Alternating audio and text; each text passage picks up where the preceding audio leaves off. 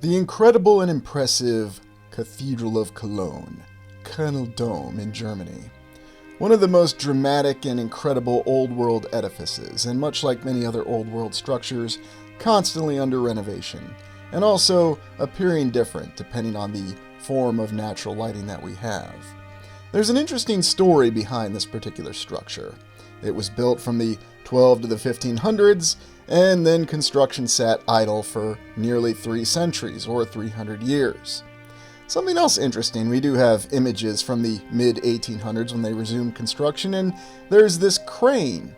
This crane that apparently sat there as a prominent skyline feature of Cologne for nearly 400 years. What exactly was this crane made out of that it endured so effectively for 400 years? How is it possible that from the 12 to the 1500s we could actually construct a building, not do anything on it for 300 years, resume construction, and have it be completed? It's one of the archaic truths that we're going to explore in this exploration.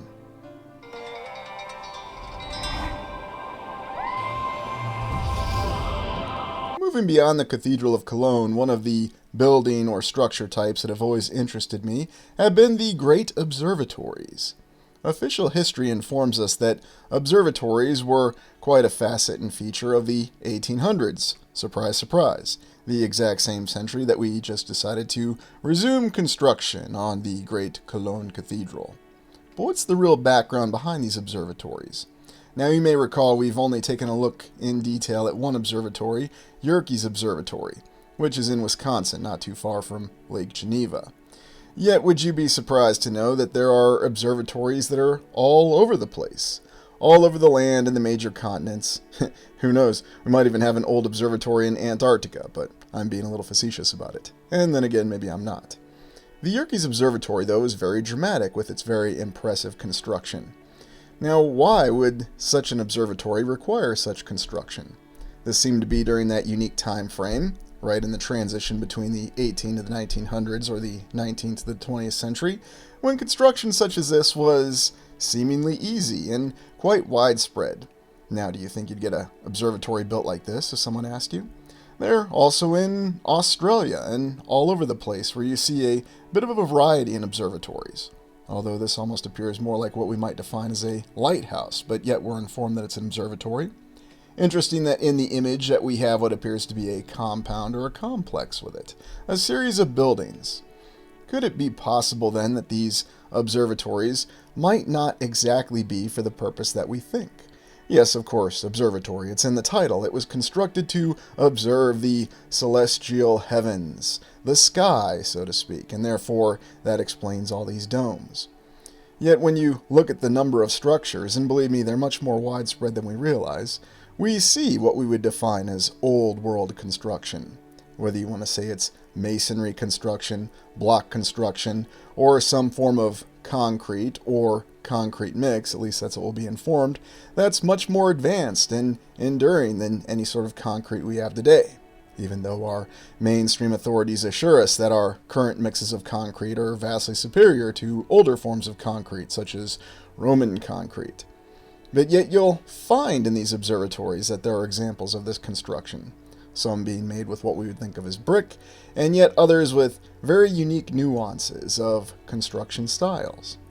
Now I'm asking you to consider this. Was this particular Royal Observatory that we're looking at now built with the intention in mind of just observing the heavens? Or could it be possible that these structures once again had some other purpose, that they were constructed for some other means? Now, that's not to say that their primary purpose was not to observe the heavens, but yet, what if they did have some other purpose from what we understand? We are informed by the official historical account that in the 1800s, everyone was all about building their observatories in very strange and off-key locations. The official reason being, you needed to build these at high elevation to where it was easier to observe the stars. As if observing the stars and building up a couple hundred, even a couple thousand feet would make such a big difference, wouldn't it? But that's what we would be told, and that's what we'd believe. Also notice some of the construction nuances in these structures, with windows always in the ground. And even this observatory in Beloit College in Wisconsin. This appears to be a little bit more of a rudimentary construction compared to some of the other elaborate structures that we've looked at, and yet we see some of the similar details, a dome, a window in the ground. It's almost as though these buildings had a bit of an architectural blueprint that they followed, and it didn't seem to matter where they were built across the land. Now, wouldn't we expect to see a little bit more of a variance in the layout of these observatories? Especially if these were built to the specifications of the scientists who we were informed were observing the heavens. Of course, there's another explanation from the early time frame about the fact that these great observatories were actually utilized for people beyond being professional scientists. In fact, most of those that engaged in observing the stars in the 1800s, they did so as part of an avocation, or so we'd understand it. And you can see all the hallmarks of old world construction, the unique arrangement of the blocks or the stones. And no matter how many people in the comments section try to assure me that they are self-taught stonemasons, and that all these blocks would be very easy to move, we find that there is an incredible variance in the methods of construction with these buildings, and yet, once again, they all seem to follow a similar layout. Now, by function, that would make perfect sense because, of course, you need a dome to put your telescope in, and that's exactly how you're going to observe the sky. But what exactly do you need the numerous windows that are built into the ground for? What's the purpose behind that? Although, see on this particular structure here in Northfield, Minnesota, in this observatory, that only one side of the structure still seems to have the windows and the other side has them blocked in. There's also the famous Griffith Observatory, located in Los Angeles and one of the most prominent features on the Los Angeles skyline. I guess we're always talking skylines, aren't we? This is the original drawing or the plan for the observatory that was brought about by an endowment left by Griffith J. Griffith. No, I'm not making that up. That was the individual's name. Although this sum of money was left in the 1890s, and we know this observatory was not constructed until the 1930s. Ah, yes, I guess you have your little blocked-in door there for some reason. Anyways, the Griffith Observatory being quite an intriguing structure that endures to this day. Now, once again, the official mainstream account assures us that this was constructed in the 1930s.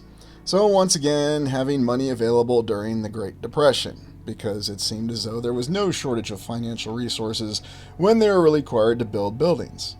Quite an interesting early completion photograph of the Griffith Observatory in Los Angeles.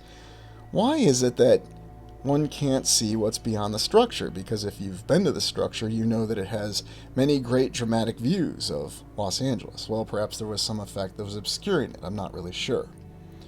But looking at the construction photos that we have, and there are many construction photos, and we can certainly take them at face value and assure us that this particular structure was built during the 1930s as we were informed, it is a very dramatic structure from whatever your perspective may be.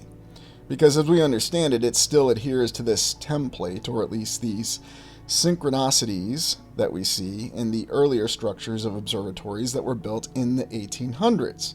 But here in Los Angeles, California, in the 1930s, based on an endowment that was left several decades earlier, they decided to start constructing it in the 1930s. And yet, when you look closely at some of the early construction photographs, and no, I don't see any issue with this particular photograph, this looks very legitimate to me, but the details on this structure that do endure to this day, you can see the similar patterns that we've come across. Well, I guess it was the 1930s, and, there wasn't anything going on in the 1930s that would have a particular pattern that would raise any red flags, so to speak, or any questions. What is it with this pattern anyway? Why does it always come up all the time? Whether we're looking at structures from right during the timeline of Rome, a couple thousand years ago, to just a few decades ago. Also, some intriguing images that we have that show what appears to be a vast excavation, although it looks like the predominance of the construction with this particular observatory has already been completed. And so what was really the intention behind digging out this particular area? Well, the explanation will be they needed to establish a very good foundation, and they needed to make sure that this building was built well within the side of the mountain or the hill, or however we're going to define it. By the way, I'm looking forward to people in the comments section telling me that mountains and hills are flat, and to suggest otherwise shows that you have a particular perception of what the outline of the entire land is going to be. I don't know how saying a hill or a mountain is not flat correctly states that, but I suppose it's the same thing as saying that the screen that you're watching this on is being flat means that someone's a proponent of a spherical land concept. Anyway, moving on past that, we see our typical construction images that show the impressive framework of the Griffith Observatory, and some very intriguing details with how it was actually laid out and constructed. Curious enough that we see a lack of heavy machinery in these particular construction photographs, but they were just building it into the side of the terrain, and I suppose it makes sense, and if you look at the observatory today, you'll find out that it has a similar layout. Also intriguing, though, with how we have these construction photos with filling in the framework with the exterior bricks, the blocks, the concrete, however you want to state it, although when you see images such as this, it does call into question the exact method for how the structure was built. Now, I can't wait for all the responses of people saying, "What is wrong with these images? I don't see anything wrong with these images. It is very well documented that the Griffith Observatory was built in Los Angeles in the 1930s, and there's no reason to question it." Well, if that's the case, then why does it matter if I'm just simply looking at these images and pondering over how this was exactly completed? Why it has symbols that don't necessarily make sense within the context of being constructed in a building in the 1930s that's used as an observatory in the United States, in California. Now recall that in the 1930s, California was a little different than the California that we have today. Also some interesting nuances, though, with the construction with these little archways along the dome. And, of course, we have our little emergency escape door that on the concept sketch, because that initial sketch that we saw, the Griffith Observatory, was just that, a concept sketch. But I guess the escape door was very important to have, in case you want to just get out and go rolling down the hill for some reason. Maybe you need to get down in there to Los Angeles as fast as you can, I'm not sure. But here, when you look at the entryway, you can see that the excavation that we saw in the earlier construction image has all been leveled out, and it has a very impressive and intriguing obelisk on top of it. Yes, it wouldn't really be an observatory unless we parked an obelisk or some other terrain feature, some other monument feature in vicinity of the building. It's just like all those courthouses and state capitals that we have, and heck, even the St. Paul Cathedral in St. Paul, Minnesota. You can't build a courthouse, a state capitol, or a cathedral unless you have some very large column nearby. It just isn't proper. Although I have to say this particular obelisk in and of itself is very intriguing because once again we see details that we would not necessarily associate with what we understand the civilization, the society, and the culture of 1930s United States and California to be. Unless there were people that looked like this that were just walking around in their fancy robes with their long beards, and they were just waiting for this observatory to be completed so they can go and start doing their observations. And here once again you can see the very impressive geometric layout of the grounds of the observatory and the obelisk that's right out in front of it. I can't help but notice some details of the base of the obelisk, and then once again the way that the observatory was apparently built right into the ground. Although it's rather odd where we see the digging that's occurred. And the observatory has been featured in many, many Hollywood films, to include Rebel Without a Cause, yes, James Dean film. And it's interesting to see that even though the observatory was relatively new when this was filmed, somehow in some way it seems like it's been around much longer. Now you could certainly say that's just my perception, the obelisk looks brand new, although, if you go out and look at that obelisk today, does it look very much the same as it did back in the 1950s? Because, a couple decades have passed from the 1950s to now. And again, that very interesting and impressive base. Now, yes, it's the best image I can get, because that was Rebel Without a Cause from the 1950s. And here's what you typically see the observatory associated with: the incredible and impeccable skyline lit of Los Angeles. Recall that Los Angeles, the city, is actually built on an arid basin that's surrounded completely by mountains. They had to bring in water from other sources in order to provide an adequate water supply for what would become one of the United States' officially greatest cities, at least in terms of population, and there it is to this day. And once again, we have a very familiar layout on the inside of the Griffith Observatory. Why is it we always see this layout, whether this is in an observatory, a courthouse, a college or university administration building, where we have these interesting round objects? And of course, here you have Foucault's pendulum, an experiment that works properly to actually ascertain the spin of the planet if you go up and do it at the Arctic, at the North Pole. Of course, this is not at that location, but apparently the ball does show this. And if you're intrigued in looking into Foucault's pendulum, you can find the exploration that was done on this channel earlier. But once again, looking more closely at this particular structure, you can see the layout of some of the symbols. And once again, what is it with this particular pattern? What does this really represent? Are we just to accept that this is just some very popular motif that was easy to do? And then the very oddly placed door that's right here near the ground. Now you're probably saying, look, it's just a door. What's so special about a door? Well, that was Griffith Observatory, but other observatories are also intricate and very impressively laid out, despite the fact that they were constructed much earlier. Now you're going to be asking, what's the difference between the Griffith Observatory constructed in the 1930s and all these great observatories that were constructed in the 1800s? Well, the biggest difference that I'll highlight is the fact that there were no heavy machines available when they built the vast preponderance of these observatories. Recall that heavy machinery developed very rapidly in the early 20th century, or the 1900s. Now, yes, we do have some images that show us some steam-driven excavators and other instruments and implements, but what means did they really have to logistically move around all these materials? Someone even went so far to tell me in an earlier exploration that steam-driven logistics vehicles would be completely impractical. Well, so be it. If they're completely impractical, then how was it in the early 1900s someone decided to adapt that which was totally impractical, and did so in a very short amount of time? And not only did they do so in a very short amount of time, but they were able to use all of these implements of heavy machinery very efficiently.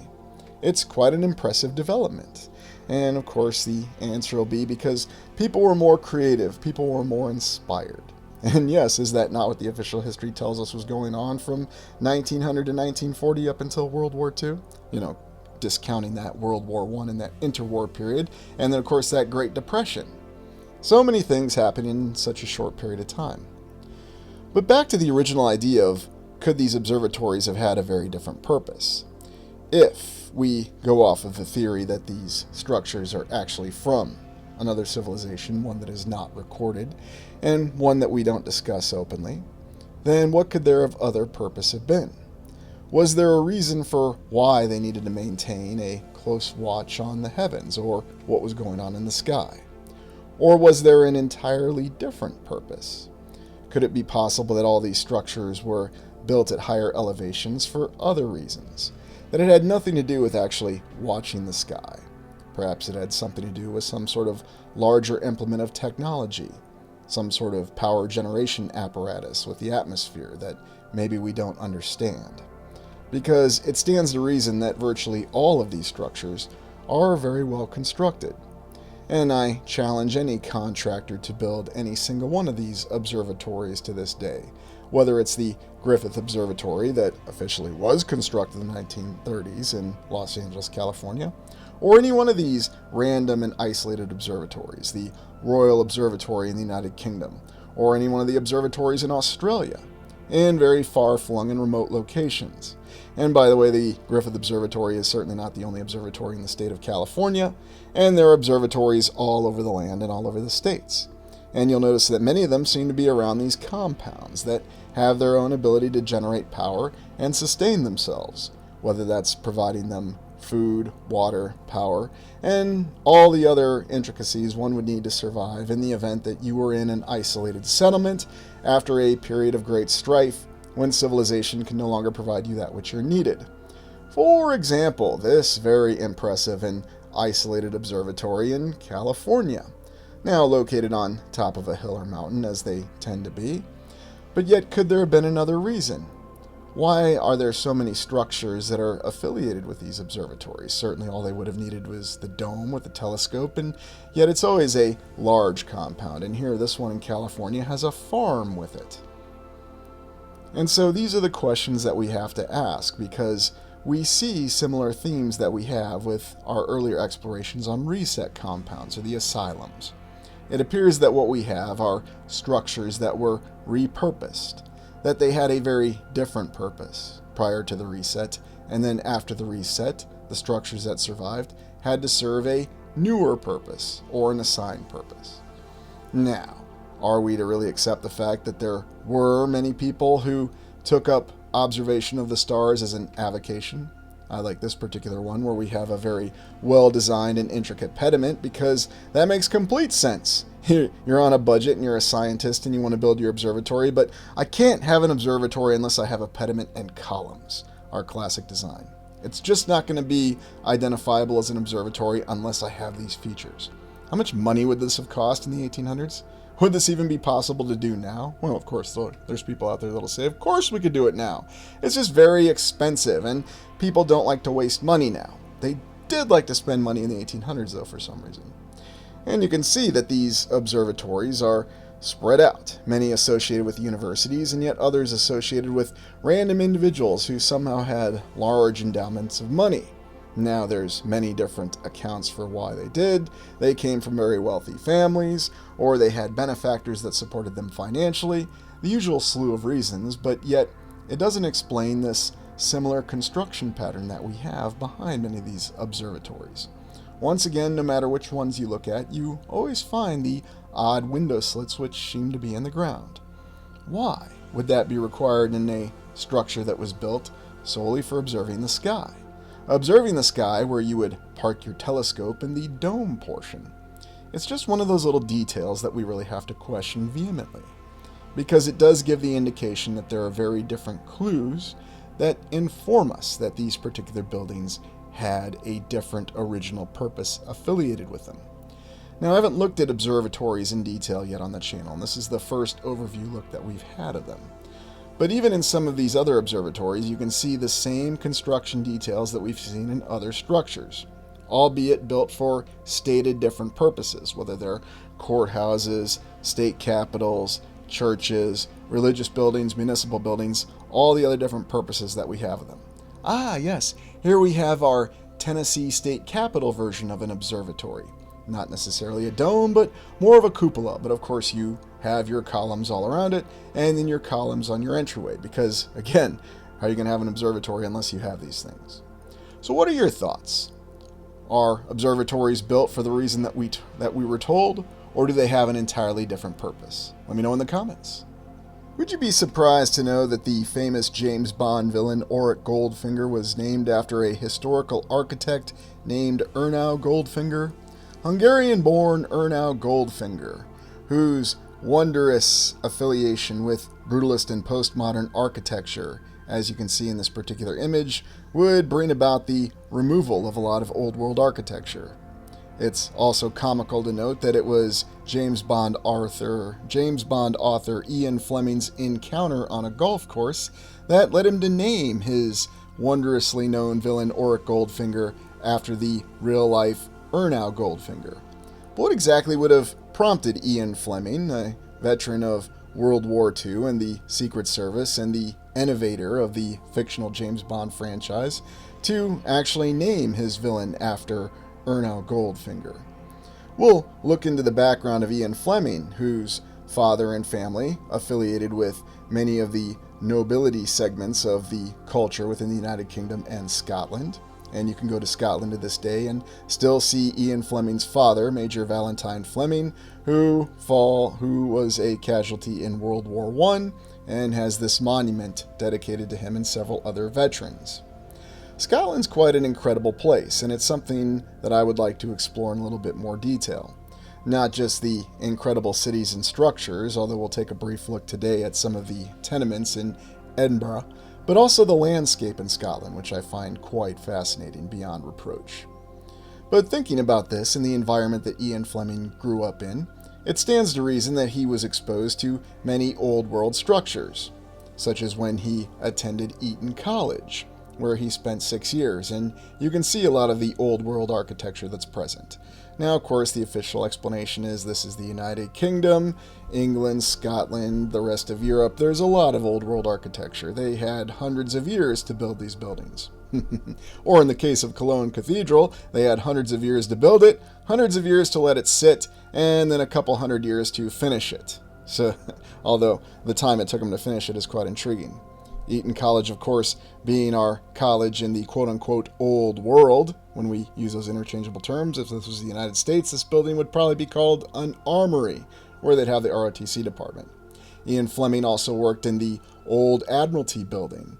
And here, where we have these incredible structures that have this elaborate architecture to them, where government functions took place. Really, the only difference in accounts between the United Kingdom and the United States is when the structures were actually built. Now, going back to Scotland, we've looked at Scotland before, and cities such as Edinburgh and many others have this very intricate and elaborate architecture. Here, of course, we see the impressive monuments and, of course, Calton Hill in the distance, and we have all these details and examples.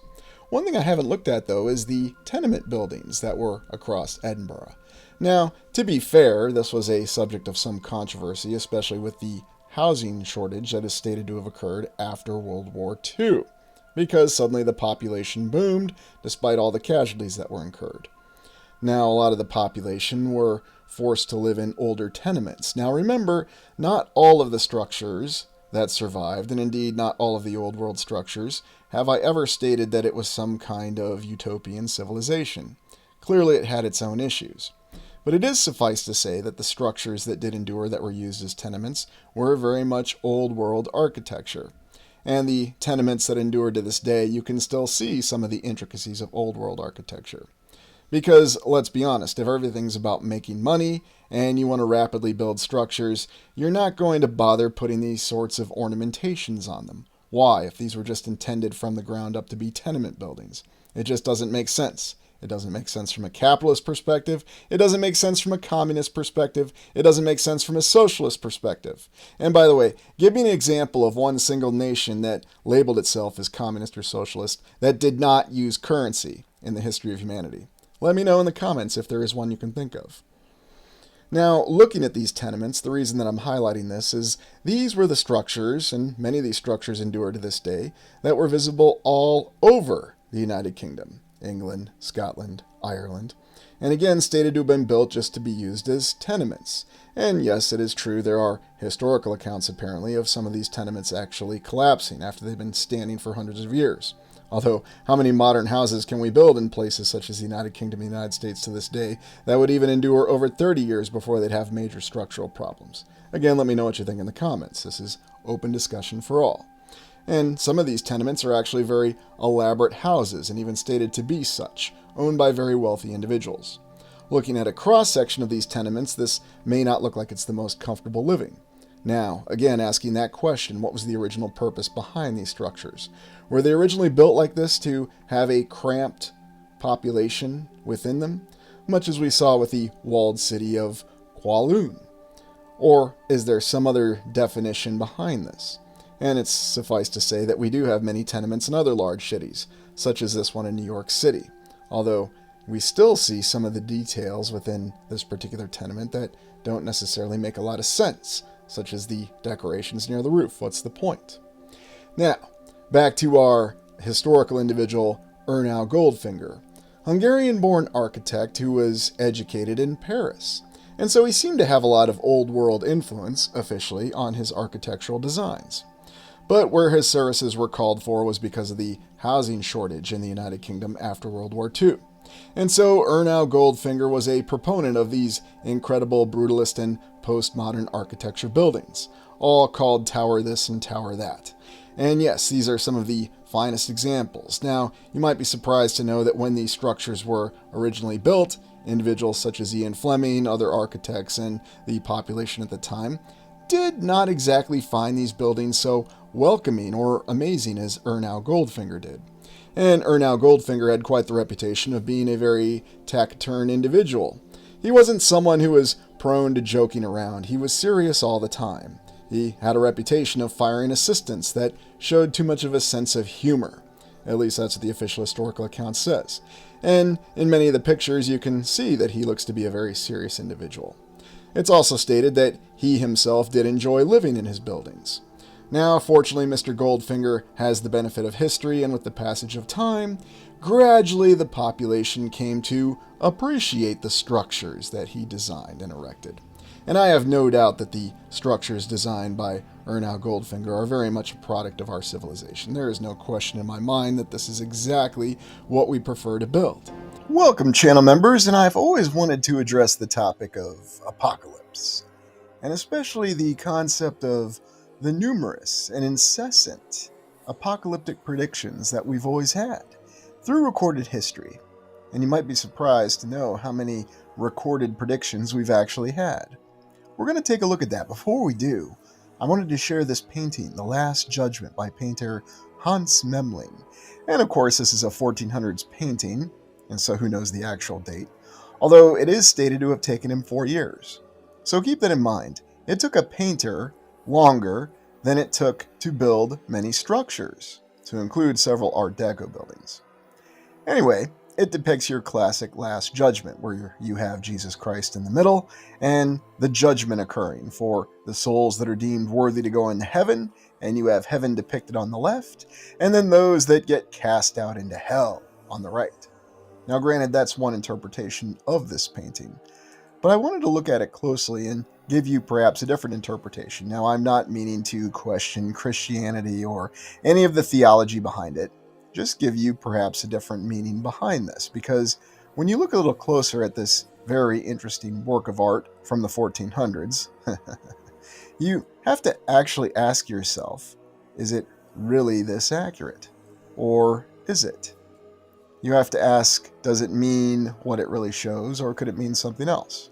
Now, I'll be honest, I think the theological message behind this painting is very clear.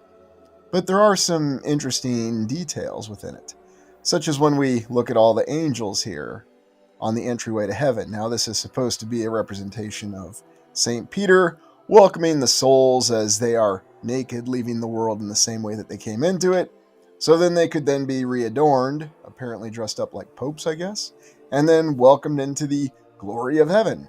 Sounds really nice. Although interesting that heaven is depicted as an edifice, indeed with a lot of old world architecture on it. So could it potentially have a different meaning? And indeed, if you look closer, you see something that looks like our winged lion, or perhaps another winged creature that we come across much, and happens to be the sigil of some channel members. Another coincidence, I'm sure. So could it mean that this is representing something else? That there were those who actually managed to hold on to the civilization of the old world a little bit more, and that did happen to involve a Christian aspect to it, or at least something that we view as Christian? Now, keep in mind, I'm not speaking for any of the major 3 religions, and there's certainly a lot more than that. And in my personal explorations, I found that there's truth in all the major religions. And there's also institutions that tend to use them for, how shall we say, less than pious purposes. But again, that's just my opinion. You're welcome to disagree with me. In any event, when you look at this conflict that seems to be going on in the middle, and it is interesting that it does seem to show a bit of a conflict, and zooming in, when you look at what's happening, it's as though you have an angel on the ground here fighting one of these horrific demon creatures. Although, what do you really want to call them? Because these demon creatures seem to have many different forms to them. And sometimes we have to ask, are these really representing demons, or are they representing something else? Could they potentially be representing some sort of life form that may have been corrupted for some reason? And oddly enough, that's a recurring theme, not just in theology and religion, but also in science fiction, oddly enough. And then, of course, when you look at this depiction of hell, you see that there's more variations of these creatures. They seem to have hands for feet, or at least very dexterous feet. They have tails. But then you have this other one here that seems to be, I don't know, some horrifying version of Chewbacca. I'm not really sure, some sort of woolly beast. And so there's variances with these creatures. There's variances of what they're showing. Now, of course, you can tell the intention behind this painting is to invoke fear and terror, and it certainly does that quite effectively. And it's on that note, when we think about fear and terror, that we look at all these dates for predicted apocalyptic events. Even when I was more in line, or perhaps I should say when I was about mainstream history, or teaching it, much to my chagrin now, I do recall the fact that there were many predictions for the end of the world, or the apocalypse. Now, what interested me the most about this is that we have many recordings of these predictions for the end of the world. And just give you one example, here in the date of 365 CE, Hilary of Poitiers, this early French bishop, announced the end of the world would happen during this year. Well, it didn't happen in 365. And as we go through this, you'll find that you have every different historical figure you could possibly imagine, and every single prediction they seem to make concerning apocalypse. In fact, if actor Tom Selleck was drunk on a particular night while shooting Magnum PI, and he made a prediction of the apocalypse while he was drunk, then it's probably recorded here. And while I'm being a little facetious, I'm also being serious, because as you see we go through this, they do seem to have every single thing recorded. And isn't that interesting? 1492. Various Russians, oh, that's specific. Many Russians, beginning from the start of the 15th century, believed this year would be the end of the world, since it would be the end of the 7th millennium and the start of the 8th millennium, according to the Byzantine calendar. The Byzantines had a calendar?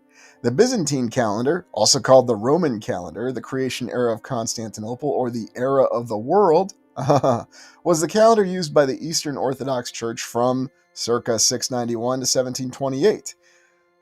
So here we go again. We have all these different calendars, all these conflicting dates.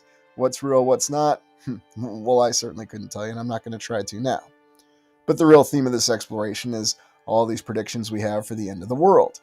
In 1408, this belief led to the Russian Orthodox Church making the decision not to compute the date of Easter beyond 1491. Oh, those predictions are powerful. I wonder what they said when the end didn't happen.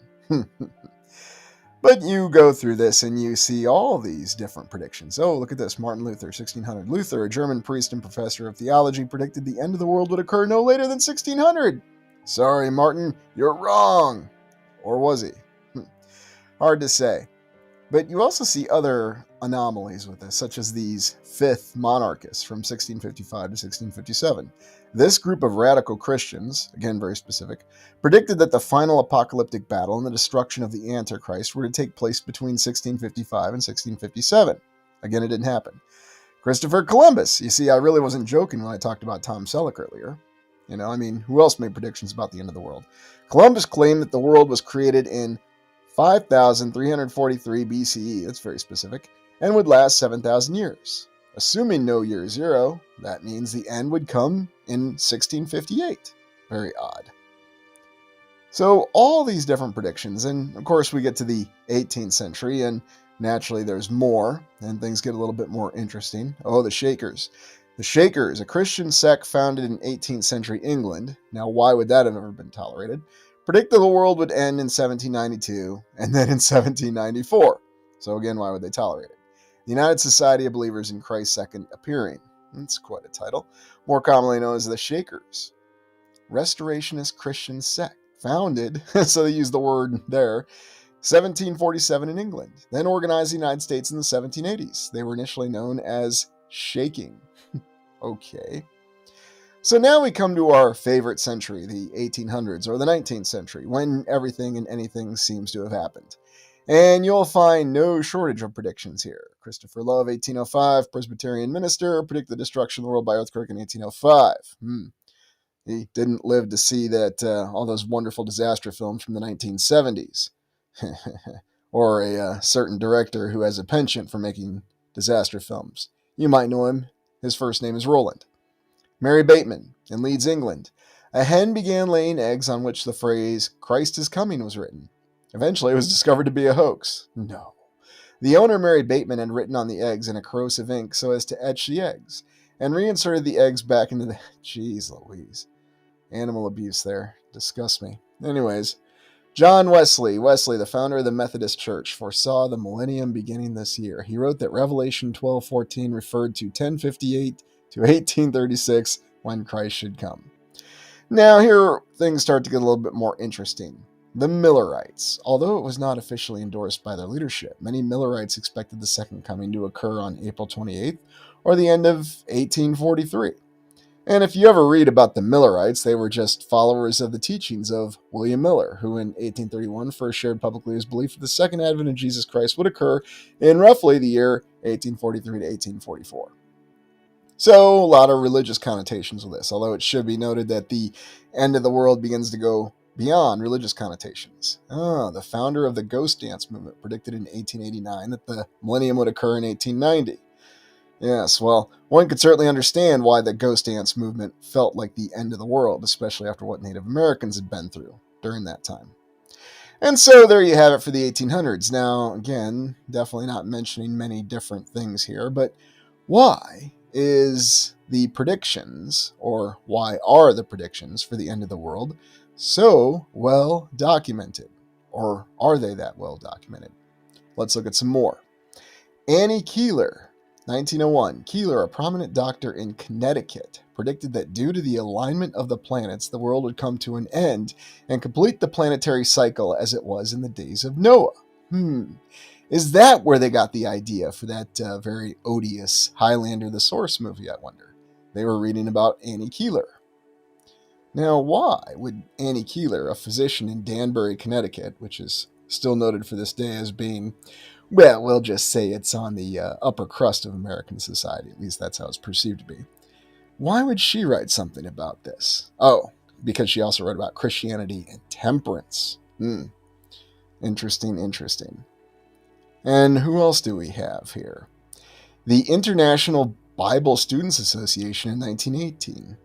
Christendom shall be cut off in glorification of the little flock. Not much detail with this. Oh, number of associations with Jehovah's Witnesses, yes. So again, you have entire sects that are about the end of the world. And indeed, that's what Jehovah's Witnesses are known for, predictions of the end of the world. Now, again, I'm not insulting anyone's beliefs here. That's not my intention. Merely pointing out that there have been many predictions that are very specific about the end of the world. So question 1, why do we have so many predictions about the end of the world? Question 2, why are they so very well documented? Because they do seem to be so well documented. Oh, yes, 1982, Pat Robertson. Robertson predicted the end of the world would come in this year. Sorry, Pat, just didn't happen, did it? Or maybe it did. And you might recall when we looked at Elizabeth Clare Prophet, and she made her prediction, and yeah, things didn't go so well with that. Oh, Louis Farrakhan even predicted the end of the world. So like I said, who didn't predict the end of the world? Oh, Nostradamus. This brings back some memories. July 1999, a quatrain by Nostradamus, which stated the King of Terror would come from the sky in 1999. In 7 months, was frequently interpreted as a prediction of doomsday in July 1999. Charles Berlitz. Yeah, you might recall him. He's the guy who wrote the Bermuda Triangle book. Also noted that he was a polyglot, and he was also a U.S. military officer. The linguist predicted the end would occur in this year. He did not predict how it would occur, stating that it might involve nuclear devastation, asteroid impact, pole shift, or other Earth changes. Now, this is really what I wanted to drive at, the other Earth changes. And this is something that Charles Berlitz actually wrote about quite extensively. But oddly enough, finding these writings is very difficult. And Charles Berlitz is a very controversial character. And the reason for that being is that he actually wrote the first studies of the Bermuda Triangle and the mystery of Atlantis. And he did spend 13 years on active duty in the United States Army, mostly in military intelligence. Of course, there's always that joke. But apparently he was questioned, and because of his research and his attempts to be an alternative explorer, he was targeted. And you might recall some of our favorite so-called skeptics, such as Brian Dunning, and then, of course, Larry Kusch, the individual who just came from Wisconsin and decided he was going to write a book about debunking Flight 19. And apparently that magically debunked everything about the Bermuda Triangle. Don't worry, I've got a little exploration of my own coming up where we're going to do some more debunking. Oh yeah, here we go. Larry Kusch has accused Berlitz of fabricating evidence and inventing mysteries that have no basis in fact. Yeah, because, Flight 19 didn't disappear, and Flight 19's never been found. Actually, Flight 19 did disappear, so Mystery 1, and Flight 19 has never been found, Mystery 2. So I think Larry Kush is a bit of a liar himself, but oh, yes. And, if you're into popcorn, he did write a book about how to make good popcorn. But obviously, he did that right after he did his Skeptoid book, where he did not debunk anything about the Bermuda Triangle. And no, flying the route at a different time doesn't really count for anything. But in any event, what was Berlitz really writing about? Because it appears that Charles Berlitz did have some insider information. And oddly enough, because he decided to share that information, he was, of course, targeted, which is no surprise. But what I'm trying to locate, and what I intend to share with you, is within some academic circles, there are copies of these papers that Berlitz wrote where he really detailed the other Earth changes. Now, of course, being an alternative explorer myself, the challenge is you can't oftentimes just say what you mean or be very direct about things, because if you are, well, you're going to have somebody like Larry Kush come after you, or worse, you're going to come across the usual buzzsaw of being questioned in certain ways, if you follow me. Yes, even on a member video, I have to be careful what I say. But it does happen. And so therefore, you have to find a specific way to communicate things. And it is known that Berlitz did leave those papers. And I may have the ability to access them. And if I can, I do want to share some details with them. But no promises yet, because I haven't quite pulled off this Hail Mary pass yet. I mean, I was able to pull it off at the Plumber Building, and I'm still surprised I did that. But in any event, going back to all these predictions we have about the end of the world and why it's so well documented. Oh, yeah. Hermetic Order of the Golden Dawn. This magical organization, which existed from 1887 to 1903, so not very long, predicted the world would end during 2010. Now, I bring that up because it does feel like there was a bit of a change in 2010. Now, did the world end? Has the world ended many times? Well, mathematically, if we just talk about destruction with the mighty nuclear weapons and the fact that officially the Soviet Union and the United States were on a hairline trigger for several decades, well, if you do the statistics behind it, I remember a statistician got fired for calculating just how unlikely it was that we should all still be here. In other words, the odds were essentially 1, as in certainty, that the world should have been destroyed, but somehow it wasn't, because, the saying, cooler heads always prevailed. But did something change in the 2010s? And has there been other times where the world did end? And really what we have are overlapping realities. Now, you might recall the recent exploration we just did, or the revisit exploration, depending on how you want to look at it, with overlapping realities, multiple realities. Is it possible that that's what really exists? Well, for the sake of this particular exploration, I'm just going to stick with the fact that what we see is what we have. That reality is real, it's concrete, and this is what we have. And from that, we go to future predictions. The Messiah Foundation International tells us it's 2026. World will end in 2026 when an asteroid collides with Earth. Oh, yes, we always have those asteroids. Isaac Newton, it was attributed to him anyway, 2060. Unpublished manuscript. I remember reading that. He made a reference to the year 2060. Falsely reported by mainstream as a date for the end of the world. He was actually predicting a date before which the world would definitely not end in order to calm people's fears about the apocalypse. Yes. And then, of course, we still have other predictions. And then there's the scientific far future predictions. And I think the one that comes to mind for me is the heat death. Yes, in a Google years from now, 10 to the 100th power, the heat death of the universe, a scientific theory in which the universe will diminish to a state of no thermodynamic free energy and therefore will no longer sustain directed motion or life. Yes. So all of these theories, all these predictions about the end of the world, and it never does. And so if everything is real and it's at face value, why do we have all these predictions? Do we just like being afraid? Or does it mean something else? Is it evidence that there are multiple overlapping realities? And what exactly did Charles Berlitz say? Well, there's two ways this is going to go. I'm either going to get my hands on those papers, or at least a copy of them, try to verify that, one, they haven't been altered, which I hate to admit to you, I sincerely doubt that's the case. But even if they have been, it should provide some clue in terms of what he was trying to communicate about these Earth changes. Because, like I said, I think and I believe that Charles Berlitz was a lot more well read in on what was really going on than we're led to believe. That's why there was such an intense effort to discredit him. There's an intense effort to discredit his military career. There was an intense effort to discredit his intelligence. And it's a very well-documented effort. And of course, I mean a real well-documented effort. Not just something that's hand-waved, as I like to say. But what are your thoughts? Why do we have so many predictions for the end of the world? And how interested would you be to hear what Charles Berlitz had to say about these Earth changes? Well, thank you for joining me. Let me know what you think.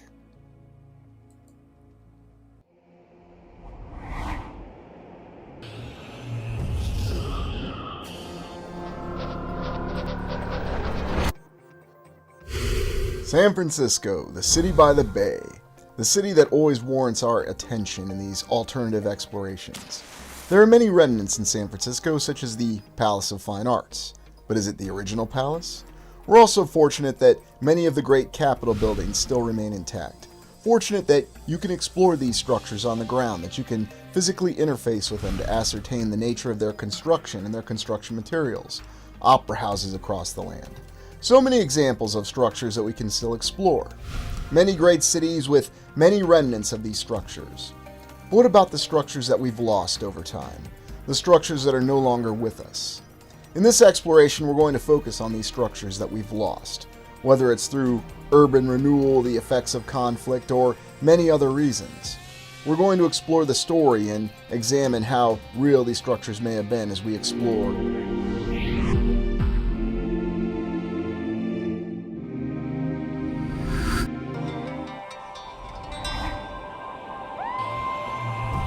Begin by looking at the legacy of urban renewal. In the United States, which did not experience the effects directly of World War I or World War II, there was the process of urban renewal, which in Cincinnati alone demolished 2,800 residential buildings. In the United States, one of the Housing Act's main initiatives was urban renewal. This was part of the New Fair Deal. It destroyed about 2,000 communities in the 1950s and the 60s. It forced more than 300,000 families from their homes.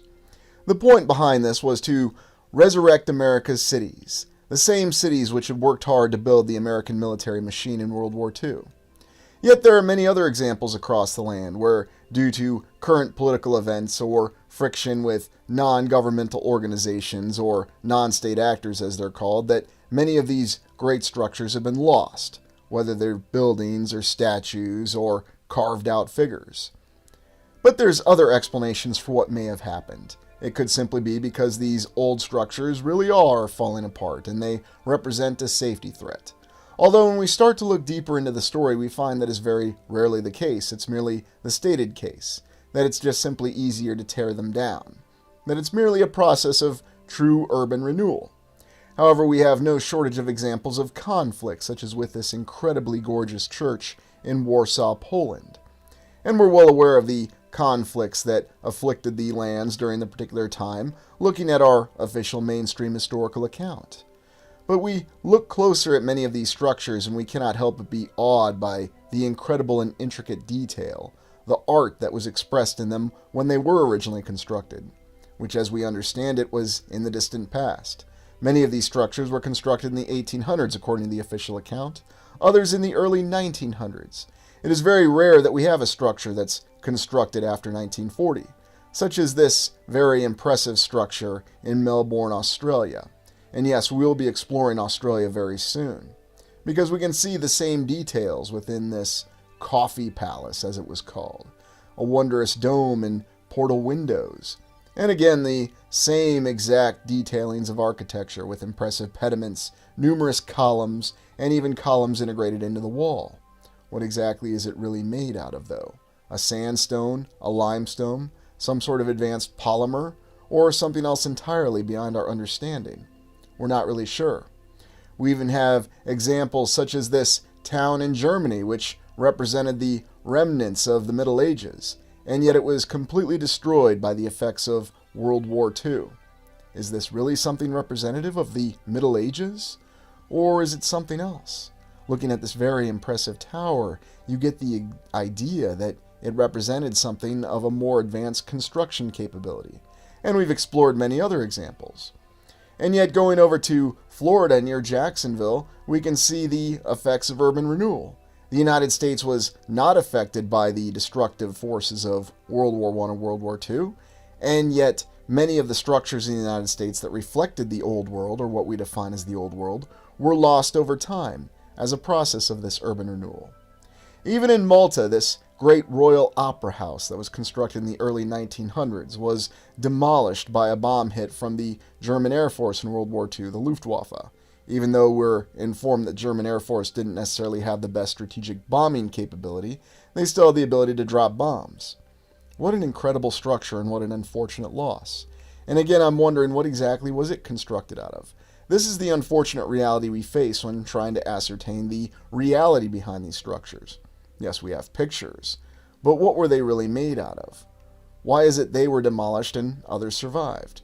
And we have other strange structures, such as Sibley Breaker here in Philadelphia in the 1860s.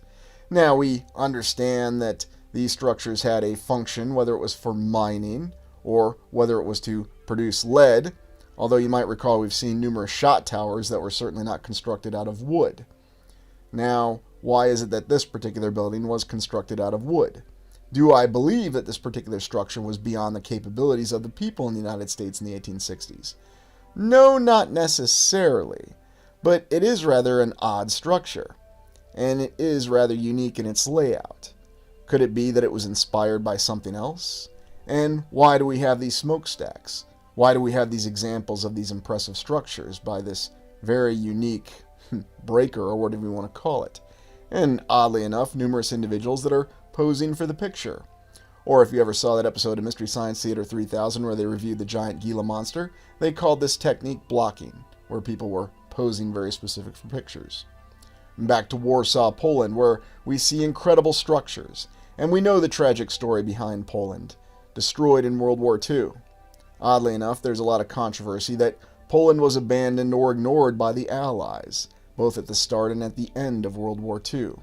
Quite an interesting account that we have, and if you ever watch the film A Bridge Too Far, you'll see that that element of tension still makes its way into the film, specifically concerning Gene Hackman's character.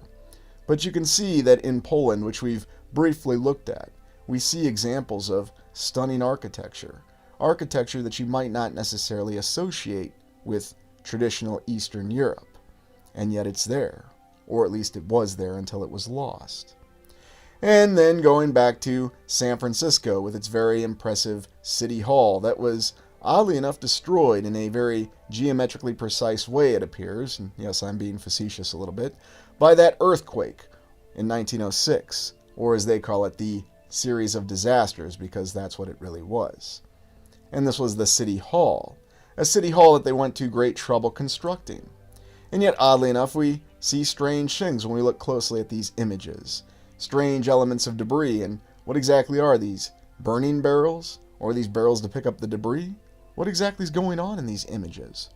And it should be noted that we do actually have video footage of San Francisco right after this earthquake hit. Very strange.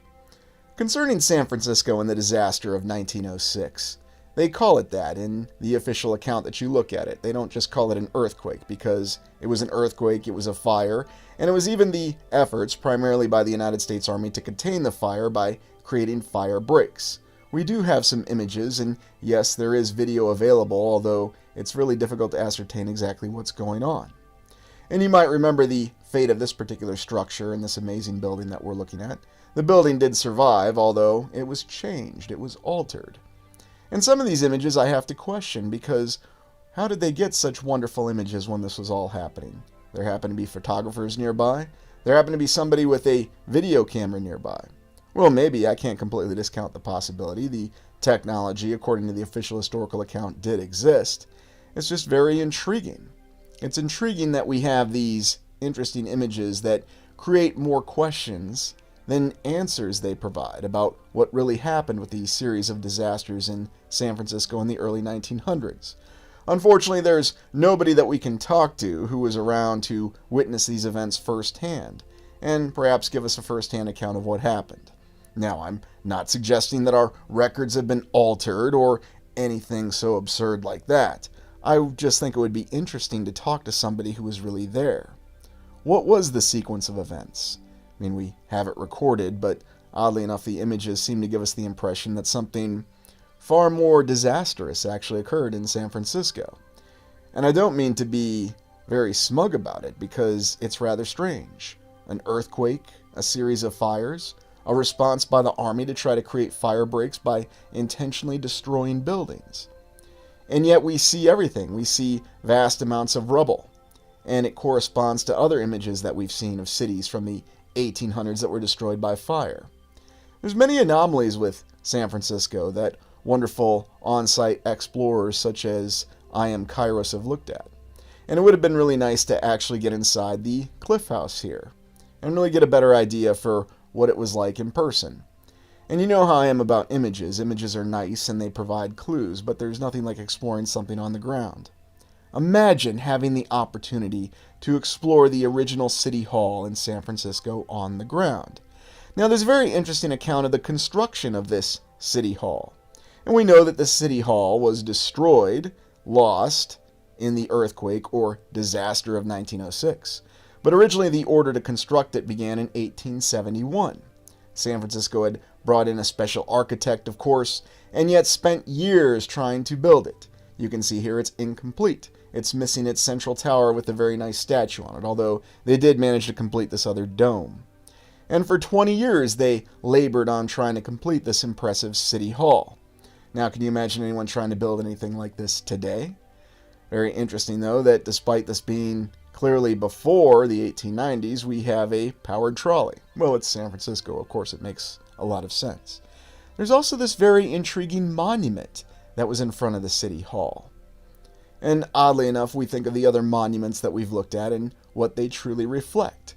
Now again, keep in mind that this would have been constructed in the 1890s, maybe the 1880s. So what conflict would this have reflected? The Civil War? How much of a part did California really play in the U.S. Civil War? Well, it certainly played a little bit more of a role in the Mexican War, and they did send an expedition to assist the Union during the Civil War. But oddly enough, we still see the interesting symbolism that we see in other Civil War monuments. Do they call it the Civil War? Do they call it the War between the States or the War of the Rebellion? And what exactly does this figure up here have to do with the Civil War? But moving on past that, we consider the struggle that the official historical account gives about the construction of this City Hall in San Francisco. 1871 to 1891. And certainly the good people of San Francisco, and indeed the municipal government, had to feel pressured because at that same time, places such as Iowa, Minnesota, and Wisconsin were building amazing courthouses and even their state capitals in a shorter amount of time than it took them to build this City Hall.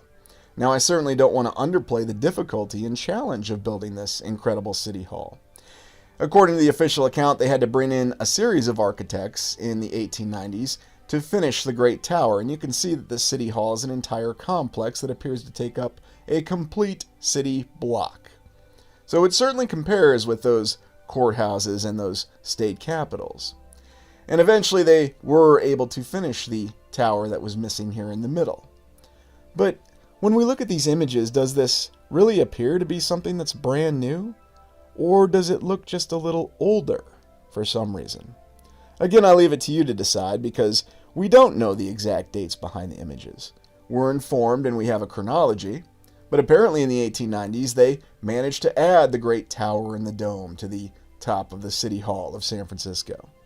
And it only lasted a few years prior to the disaster of 1906 before it was lost. But what was really the construction quality on it? Official accounts tell us that it had a very poor construction quality.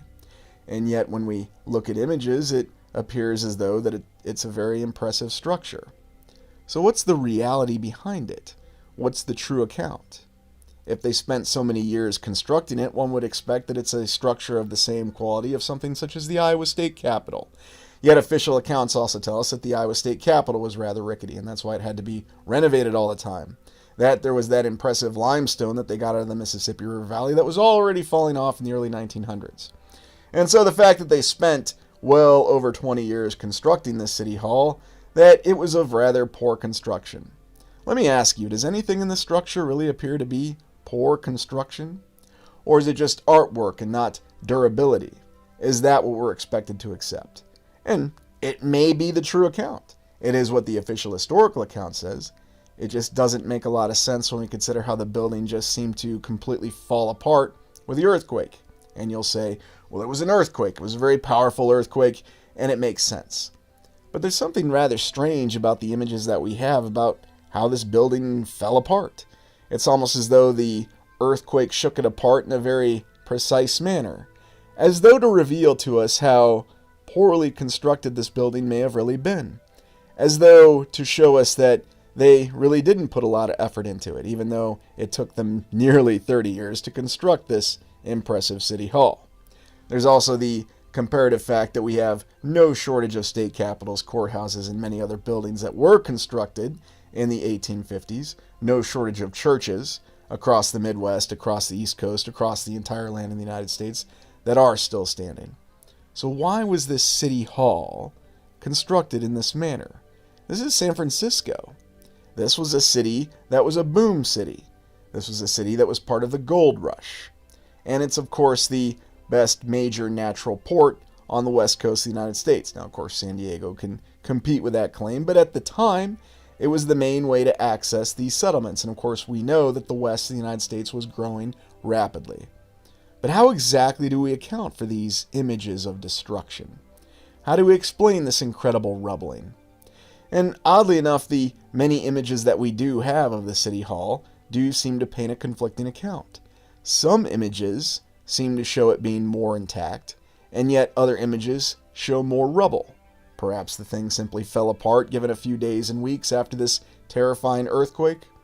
What factor did the fire breaks that were being established by the army to try to stop the fire play into the destruction of the City Hall, if any? These are all questions that we have. But much like with the other photos of utter city destruction that we've looked at over time in our exploration, we do see many underlying signs that are repeated.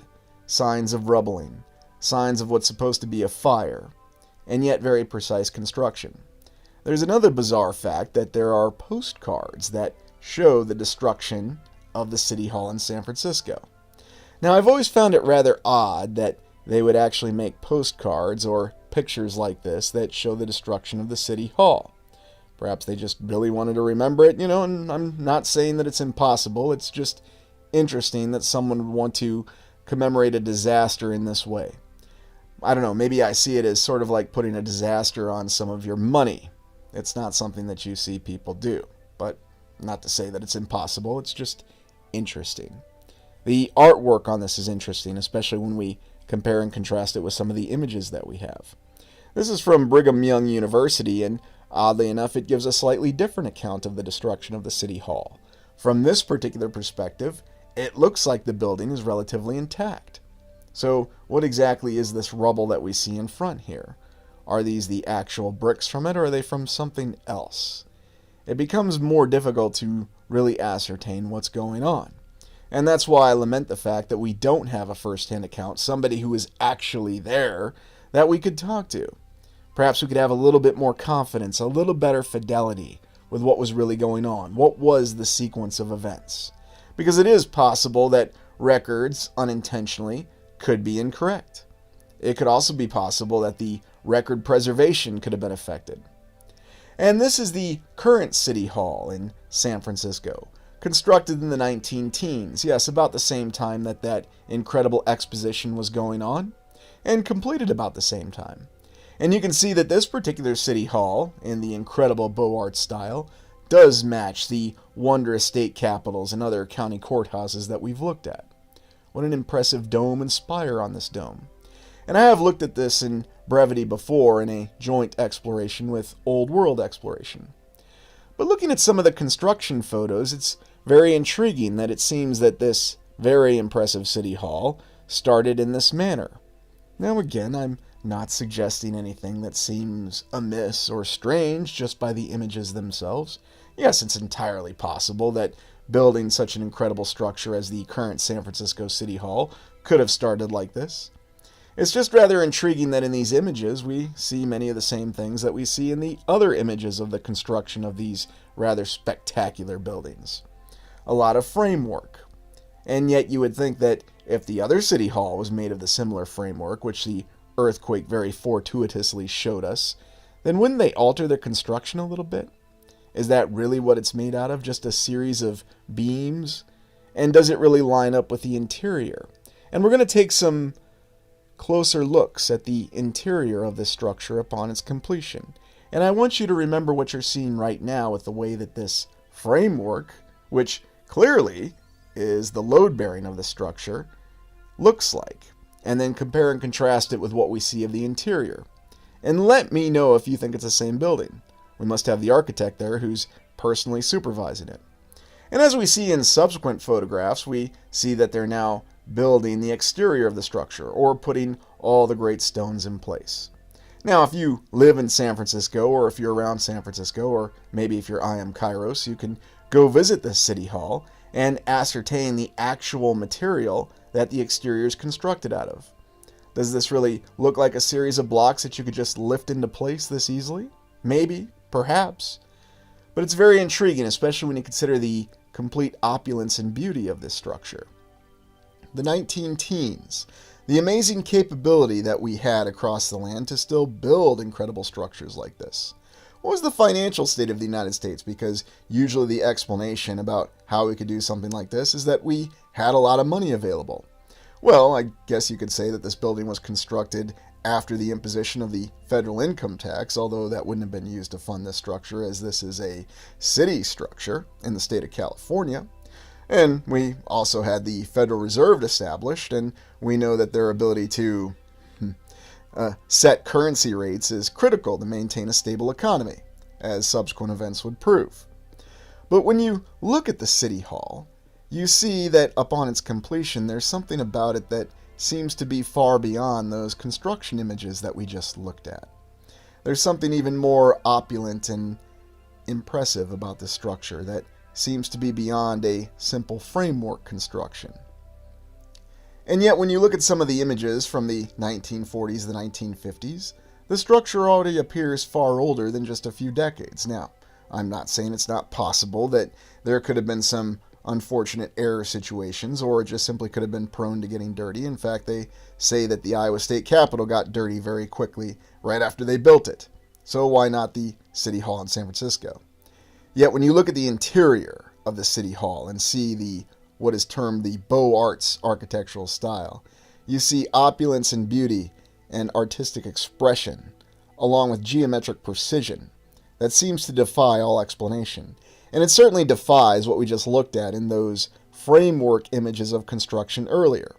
And of course, this being a very popular wedding venue, one of the indicators of a genuine old world structure, you can also see, though, that there is detailing, especially looking in some of the concave nature of these archways, where there's even more artwork and symbolism that's been positioned. How easy was that to do? What exactly did this take? Are we to believe that this was carved? Was this formed? Why don't we have any construction images of the construction of the interior? How did they get the columns in place? I guess that's just not interesting to get photos of. For that matter, how'd they build the banister that we're looking at right now? I would certainly like to know that. How did they get all those steps in there? And how did they fit it all in there with that framework that we saw in the construction photos? Those are many of the questions that we have. Now, again, I'm not suggesting that there's any sort of cover-up or conspiracy. No, not at all. Merely pointing out some observational details that we see. And if you go to this structure in person and you explore the inside of it, you will certainly find yourself taken by all the impressive detail. And I have to ask, what exactly do we think these symbols really mean? This is the United States, California, San Francisco, in the 19 teens. So the very early 20th century, well over 100 years ago. But what exactly does this symbol that we're looking at really mean? What does it reflect? What do these other symbols actually mean? And why go through all this effort to put in all these symbols? How exactly were these symbols put in? Because we don't have construction photos, and we certainly don't have video footage. We have video footage of the old City Hall after it was rubbled. It's about 30 seconds long. Maybe there's more video footage. And of course, I'm always fascinated by how video footage is always found. Again, I'm not questioning anything. But why is it we don't have a better documentation of the construction, especially of the interior of this impressive City Hall? And yet you look at other photos, such as this one purported to be from the 1920s, and oddly enough, despite the fact that it's just over 10 years old, it already seems to look a lot older. Again, maybe it's possible that, because of that era in San Francisco or anywhere else across the land, it just got a little older. What exactly do those figures represent, those faces that we see? And the interior. What exactly are these images that we see that are impressed or carved into the wall? And how did they get all these columns in place? How did they establish this decoration on the very ceiling of the rotunda? Why, again, are there no construction photos of it? And we now go to the Midwest in Omaha. Omaha, Nebraska, a city we haven't really explored yet, and it's on my list. But I wanted to look at some different examples from the Midwest and Omaha, Nebraska. And what you're looking at could really be any small town in the Midwest where you see the remnants of an old world building. And yet in nearby Clarinda, Iowa, they have this very impressive bank, the Page County Bank, I believe it is. And in Clarinda, Iowa, it's also interesting that they have an asylum that's very nearby. Now, why would anybody build a bank in a small town in an isolated part of southwest Iowa? Oh, but of course they remembered to put the year on the building. I wonder, why don't we put the years on our current buildings, our glass and steel skyscrapers?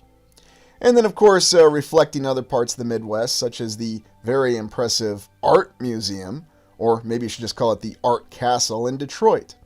We've looked at this before, and again, this is another structure that seems to defy explanation. The other thing that I find puzzling about it is that they just didn't call this an armory of some type. And then, oddly enough, this neoclassical center, and what exactly is this supposed to be? Again, this is stated to be in Detroit, at least according to the image. Now, of course, I don't know for sure because these structures aren't still standing. What exactly is this, anyway? Yes, we know they'll call this neoclassical architectural style, but the Ancient Order of the Gleaners? Do we have another fraternal organization out there that we're not aware of? Well, I guess it was the 1800s. And Detroit certainly had their own version of a Union Station. Again, that very impressive red rock material, whatever it actually is. Red granite, red rock. There's many different names for it, although maybe it has the same name. And you might recall the impressive train station that we saw when we explored Milwaukee in Wisconsin last week. Ah, yes, a streetcar, a trolley, and no horses pulling it. Well, that warms my heart to see. And yet Detroit also had its own opera house because, well, everybody needed to have an opera house, especially in the 1800s and the 1900s. Even the very small community of Mantorville, Minnesota still has an opera house, and it barely has a population of 1,000 or 2,000 max. And they even have a courthouse that was designed by our favorite architect, E. Townsend Mix. Here we have the residence of M. Goldsmith in Cincinnati, Ohio. Ah, yes, back in the time frame when everybody was apparently a millionaire and they could afford building a structure like this. A structure that you would probably not hear anything going on outside, even if a bomb went off. I wonder if the architect bore a striking resemblance to actor Jürgen Prochnow. Who knows? And now we explore Jobbers Canyon back in Omaha, Nebraska. This is a very interesting situation because we have this very large industrial area, primarily of warehouses. And now these structures that we're about to look at may not seem that impressive. And yet this is a very large area that was added to the National Register of Historic Places that was demolished in the late 1980s as part of urban renewal. And indeed, when you look closer at many of these structures, you do actually see greater hints of opulence.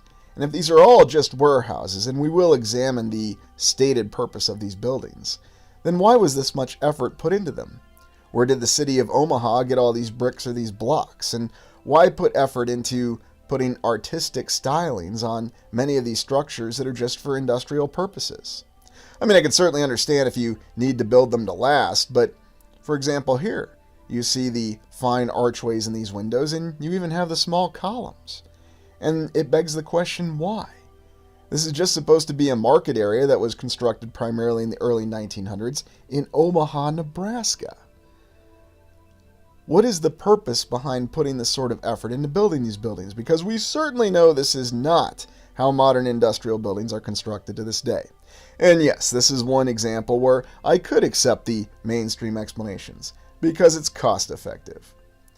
But did somebody not concern themselves with cost effectiveness with the buildings of Jobbers Canyon? One of the buildings shown in the following pages was demolished, 1988 and 1989, comprised of 22 contributing warehouses. Yes, a great loss. And we see here with the American Radiator Company, built in 1905, and yet they threw portal windows on it. I guess you need that for a Radiator Company building in 1905. And what exactly do we have here? The Richardson Building. New Idea Building, how fitting. 1891. And many of these other structures, we can see their stated purpose behind them. Individually listed on the National Register of Historic Places. And if you're wondering why this entire series of buildings, this entire block was demolished, it's because the major corporation ConAgra wanted to build their corporate headquarters. And the official account says that their CEO is not particularly fond of historic buildings.